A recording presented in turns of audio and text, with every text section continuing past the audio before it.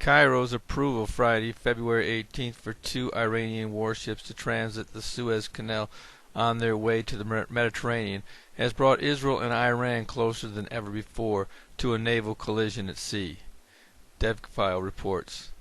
Israel has learned that the Iranian cruiser Kharg is carrying long-range missiles for Hizballah, which it plans to unload at a Syrian port or Beirut harbor.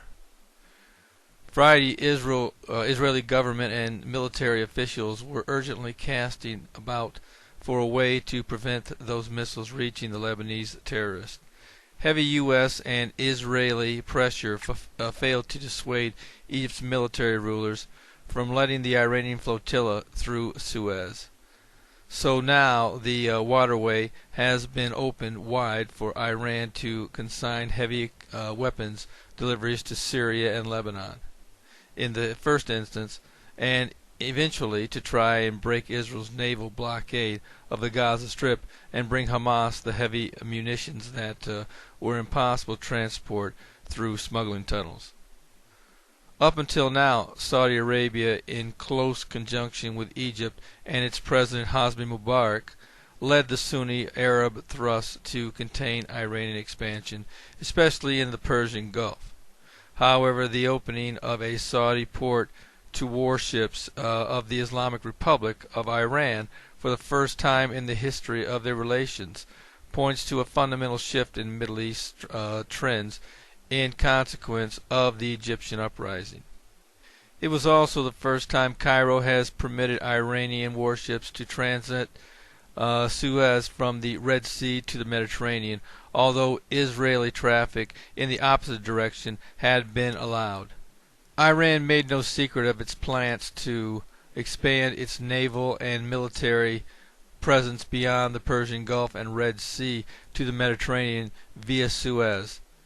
On February 2nd, Iran's Deputy Navy Commander, Rear Admiral Gholam Reza Kadim Begum, announced the flotilla's mission was to enter the waters of the Red Sea and then be dispatched to the Mediterranean Sea.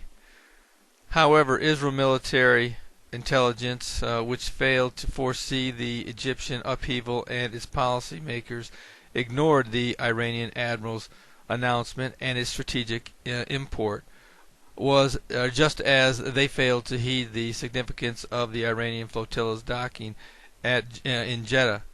Debkafile's military sources reported that that Iran is rapidly seizing the fall of the Mubarak regime in Cairo and the Saudi king Abdullah's falling out with President Barack Obama as an opportunity not to be missed for establishing a foothold along the Suez Canal and access to the Mediterranean for 6 gains. Number 1, to cut off, even partially, the U.S. military and naval Persian Gulf forces from their main route for supplies and reinforcements. Number 2, to establish an Iranian military naval grip on the Suez Canal, through which 40% of the world's maritime freights pass every day. Number 3, to bring an Iranian military presence close enough to menace the Egyptian heartland of Cairo and the Nile Delta and squeeze it into joining the radical Iranian, Syrian, Iraqi, Turkish alliance. Number 4, to thread a contiguous Iranian military naval line from the Persian Gulf to the Red Sea through the Suez Canal and the Gaza Strip and up to the ports of Lebanon, where Hizballah has already seized power and toppled the pro-West government. Number 5, to eventually sever the Sinai Peninsula from Egypt, annex it to the Gaza Strip, and establish a large Hamas-ruled Palestinian state athwart the Mediterranean, the Gulf of Aqaba, and the Red Sea. By comparison, a Fatah-led Palestinian state on the West Bank within the American orbit be politically and strategically inferior. Number 6, to tighten the naval and military siege on Israel. Whether or not the Sunni-led nations of Egypt and Saudi Arabia will form an alliance with Iran and its axis of evil is still yet to be seen. The one main thing that I would probably say will come out of this situation is to tighten the naval and military siege on Israel. Whether or not Iran is powerful enough to lift the Sinai Peninsula from Egypt is yet to be seen, but I certainly wouldn't rule that out.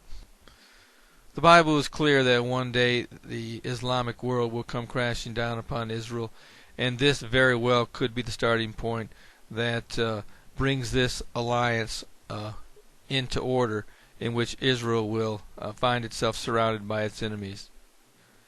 But more importantly, God will use this situation as an opportunity to destroy Israel's enemies once and for all, and to bring a miracle about that is described in Ezekiel 38 and 39. This is Terry Malone with the Calvary Prophecy Report.